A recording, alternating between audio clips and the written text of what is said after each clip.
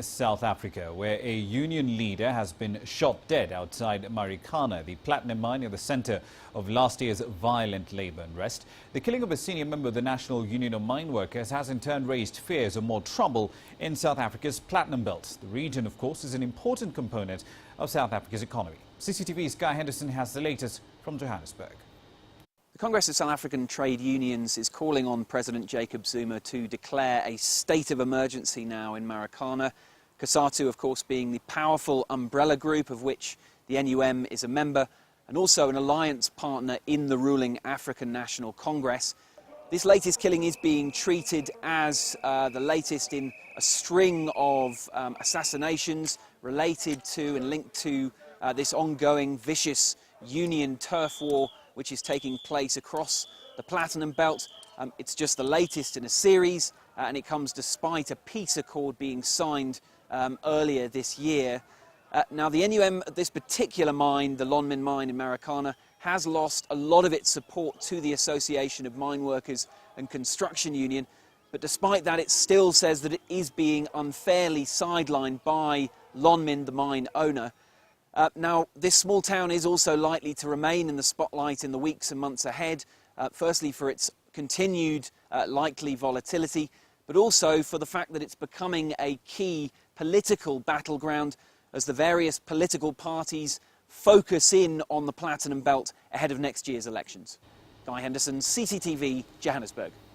Elsewhere, Fastjet took to international African skies for the first time on Friday after getting the green light from South Africa's Transport Department earlier this week. Now, the airline, of course, has been plagued by several headwinds ever since it announced it plans to introduce low-cost travel in Africa. But now it says there will not be any turning back. The airline will initially be flying between Dar es Salaam's Julius Nyerere International Airport and Johannesburg's OR Tambo Airport 3 times a week, and it will increase in frequency as consumer demand dictates. Now, the route, of course, has been served for a very long time by one airline. This new addition is expected to push ticket prices much, much lower. Africa has a huge amount of potential, certainly of aviation. We need to get more people flying, moving around the continent.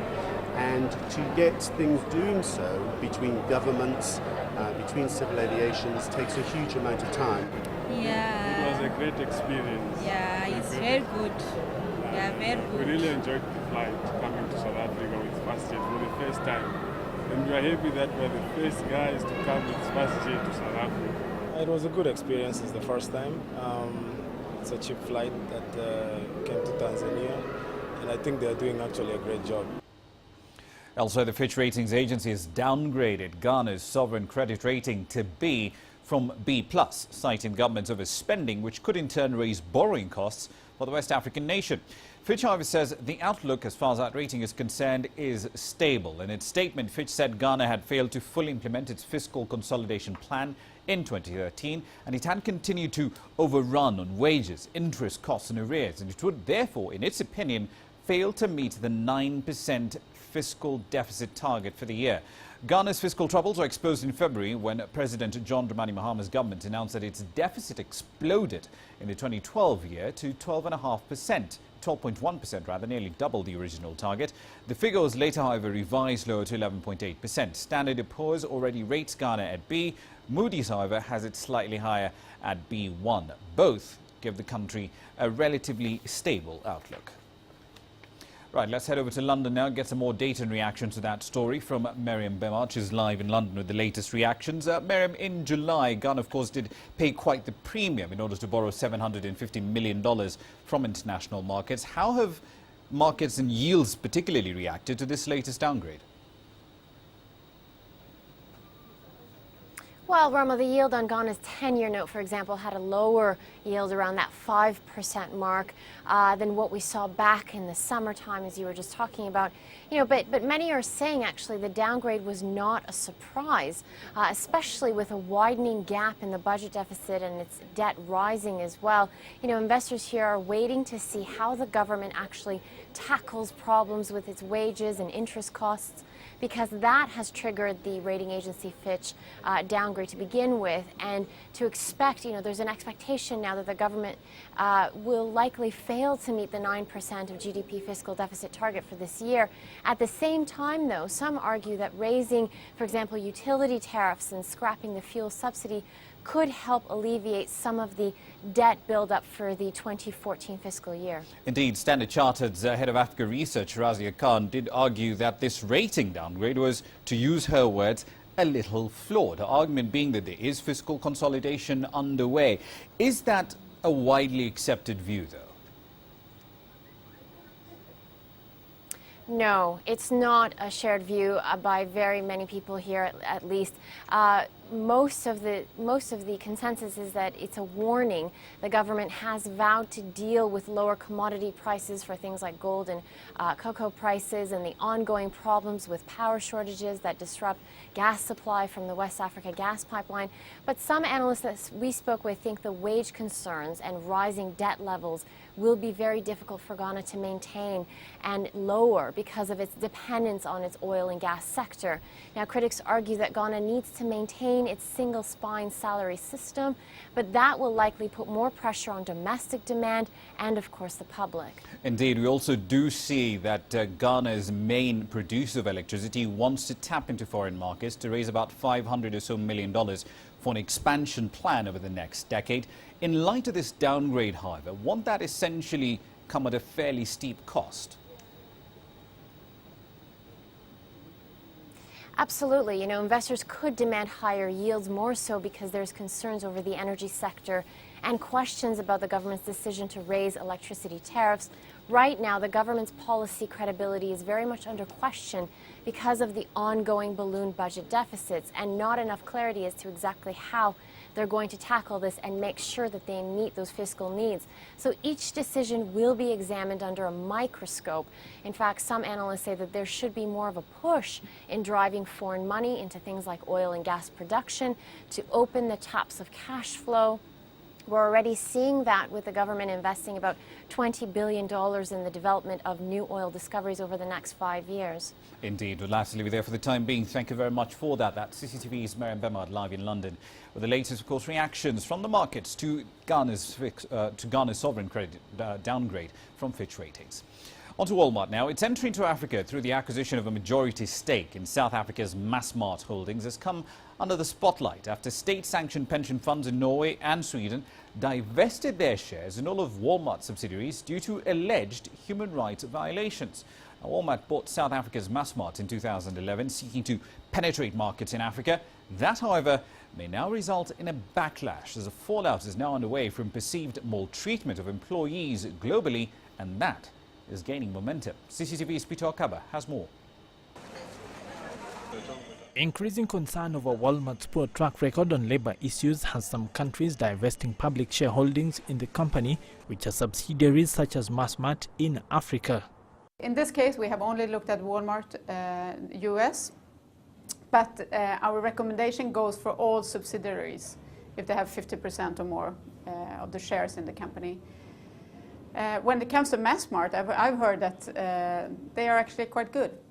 So for them, it's a pity, but we will divest in the subsidiaries as well as the corporate bonds.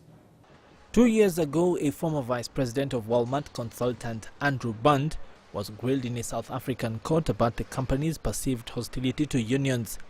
Sweden's largest pension funds, worth about $140 billion, which have dumped their Walmart stocks, say their move was on the instruction of the country's ethical council because of what they called systemic abuses of workers' rights. We have had requirements that they really take their employees seriously and that they let them unionize, and also that they have collective bargaining, etc., etc. And they haven't been listening. So we have come to the result that it's no longer any use to have a dialogue with them. Walmart's Africa ambitions took another hit this week after Kenya's Naivas Supermarkets Limited rejected a bid by Massmart to buy the fast-growing Kenyan supermarket chain. Naivas said that selling to Massmart would not help to grow their company. Peter Okaba, CCTV. It's estimated that more than $50 billion makes its way to the continent in remittances from Africans working abroad every single year. Now, those levels, remittances are way higher than the amount of money African countries get in total in foreign aid. But as CCTV's Sumitra Naidoo reports, remittance volumes could actually be much, much higher. Dr. Chomba Chuma has been living in South Africa for 10 years now. He runs his own healthcare business in Johannesburg, where he resides with his wife. Since his arrival in the country, Dr. Chuma has been sending money to his home country, Kenya, every month. My parents are still back home. I've got relatives back home, and there is always a need for money for one or two things that they need. Dr. Chuma is just one out of an estimated 30 million citizens that live outside of their country of birth and send money home to help their families or to invest. Remittances sent home by migrants is estimated to be around $52 billion a year, but experts say this figure could be as much as 3 or 4 times higher. We can only see the money being tracked in terms of the formal channels, but in terms of the informal channels, we can't really kind of see how much money is actually going into a country ultimately. Dr. Chuma says sending money home through the banks can be a laborious process and often takes a long time. Even if it's a small amount, the bank needs to show that where is this person getting the money from? And they need to look at your payslip, your contract of employment, your work permit status, and all those issues that somebody may not comply with. So for small amounts of money, people would prefer to use the informal channels rather than use the formal channels, which are much more expensive and which have a lot of red tape behind them. As a result, billions of dollars from around the world flows into Africa and is not tracked. This money has become an important source of income for poor households. Remittances to Nigeria amount to about $10 billion a year, the highest of any African country. Instead of just sending money home for just daily requirements, they're actually kind of investing in projects, infrastructure, housing, etc. So even though money is often not sent through the official channels, it is getting to the continent faster and is being used for developmental purposes. Money sent by a diaspora actually goes more towards areas where development can be most felt by the citizens. Education and healthcare are probably two of the biggest areas where people send money for. Or probably your parents are sick or somebody else is sick in the family, you need to send them money so that they can get to pay the hospital bills. And unlike foreign aid, remittances are not subject to donor terms. The remittances that are tracked now amount to more than Western aid to Africa. So while the number of Africans living abroad fast tracks the continent's development, the concern is that this exercise may also exacerbate Africa's skills gap. Africa is not alone. Worldwide, the remittances from people who originate from developing countries amount to $350 billion, almost 3 times higher than that of foreign aid.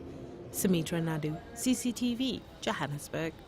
Let's still stick with that theme of remittances. A US-based Somali entrepreneur is finding quite a bit of success with a new business model for sending money back to nations in Africa fairly cheaply. Coinfling is a mobile phone app which aims to reduce the cost and the time spent doing regular transfers. Now, the company's founder, Roble Musse, was initially shunned by the traditional investment community, but he found support instead from a group of East African taxi drivers in Seattle, as Rebecca Foster now reports. Haibi Jamak spends long hours behind the wheel of his taxi. His earnings support a family in the United States and an extended family spread across Kenya and Somalia. Money transfer, that's how we feed our family. We work so hard here in America, but also our families back home, they depend on us. And every month we have to send money. But sending the money to Africa is not always convenient or cheap. So Somali-born Roble Musse, a former Microsoft employee, created Coinfling, a smartphone app to make sending money home easier and cheaper. He started by asking friends and family for their input. They could actually see themselves using that service. And they always recounted experiences where they were frustrated and they could see themselves using this. And I think that was a very powerful message to us. When the traditional investor community failed to back the company, Musse decided to ask his compatriots to step in. It was so exciting because this was something new, a high-tech money transfer. And when they showed me what the guys their plan and how the thing was working, they demonstrated to me and I liked it. Musser's pitch to potential investors in Seattle's East African community was enticing. Africa is one of the highest and costs for international money transfers. So there's definitely an opportunity for a company like Coinfling to really provide value to the marketplace. Hybe Jamak and 17 others contributed funds to its development. The money helped the Coinfling app enter a pre-launch stage of development called beta testing. I think this is the future. This is the way people are going to do business in the future. This just takes a few minutes. And when everybody does, then the investment, my investment, I'll be getting some returns. If Coinfling hopes to challenge the domination of global remittance service providers in East Africa, then this next round of investment funding is critical. Millions of dollars could be at stake, money that would make the difference in Kenya and the rest of the region.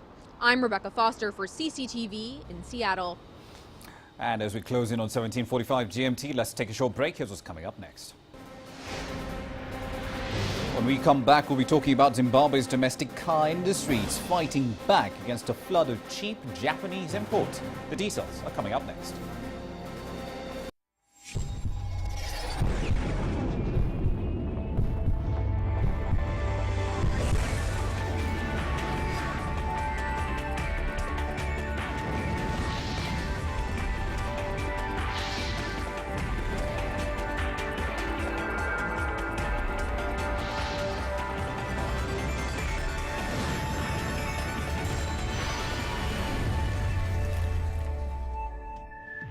BizAsia. Asia means business.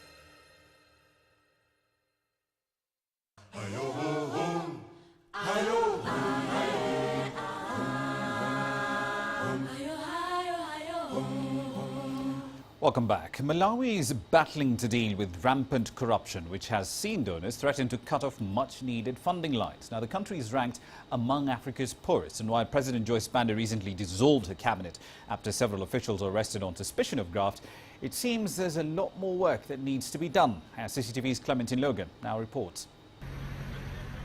In the latest scandal referred to as Cashgate in Malawi, the government was forced to shut down its payment system so it could investigate over $4 million that went missing. Salaries to teachers, nurses and doctors were delayed as a result. Investigations were triggered by the attempted assassination of the budget director. Envoys from 8 Western donor nations have now asked Banda to deal with the alleged corruption at the Treasury, and the European Union warned that it would withhold funding if the government didn't deal with it decisively. Western donor aid traditionally accounts for about 40% of Malawi's state budget. The point is that the European Union would probably not be the only one to pull out of budget support if the systems were confirmed as unreliable. I mean, unreliable not just in a short period of time, but consistently unreliable, and therefore it would not be able for us. We would not be able to disperse into the budget. If that was to happen, I think we would see actually quite a heavy impact on the macroeconomic side. Malawi's troubled economy has shown signs of improvement in the past few months, with inflation once running over 30% easing slightly, while earnings from its main export, tobacco, are expected to double this year from 2012.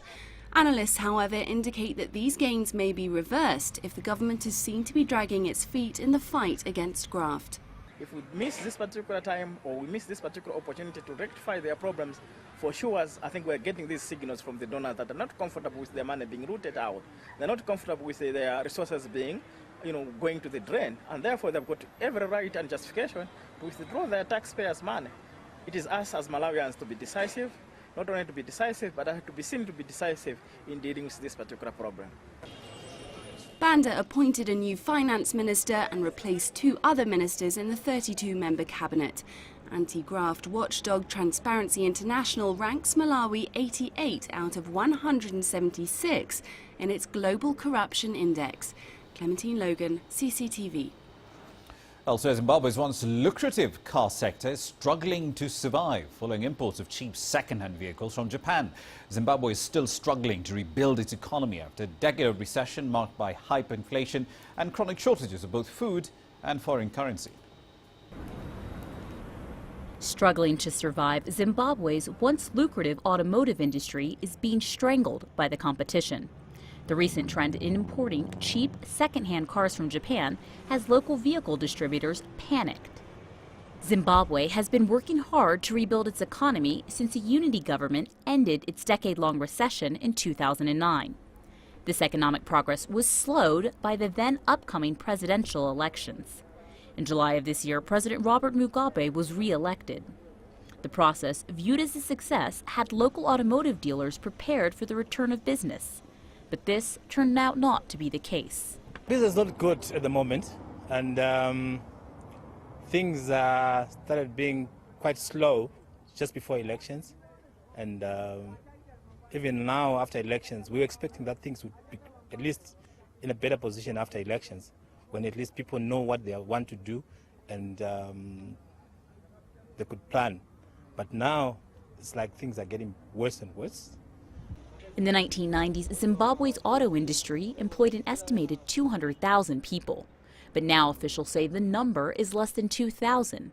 With this decline in one of the country's major industries, Zimbabweans are calling on the government to intervene.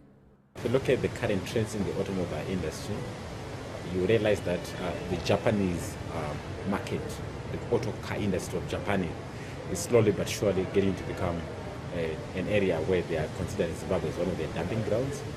So their products, knowing quite very well that not less than 90% of cars which are bought or which are changing hands are generally second-hand vehicles in Zimbabwe.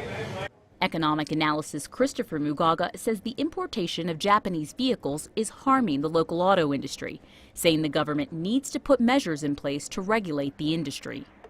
Second-hand or not, more and more Zimbabweans are favoring imported vehicles over locally manufactured options. While industry officials report that more than $200 million worth of cars were imported in the first 5 months of 2012. These are cars which are far better than cars from our local industry or from South Africa or from Europe. Cars from Japan are far better than all these other cars from other countries. The influx of second-hand imported cars to the country has already forced Zimbabwe's Mazda plant to close. Despite this, high-end dealers say given the country's growing middle class, there will always be a market for new, locally sold, high-end vehicles. G2 Abraham, CCTV. And that really is the trend that you see elsewhere in Africa as well. Right, quick run through the markets now. A bit of a mixed bag as far as the markets are concerned. Egypt, as usual, of course, most of this week has been closed down. The All-Share Index in Nigeria, however, ending the day in the green, up by a fraction under a quarter. The All-Share Index in South Africa locking in some of the gains we've seen so far this week, up 0.38 percentage points. The 20-share index in the Kenyan capital, Nairobi, ending the day in the red, but only marginally so, not down by much at 49.19.7. And of course, Egypt, as I mentioned earlier, closed for the day. And that, of course, is business for you this week. On to sport now with Penina.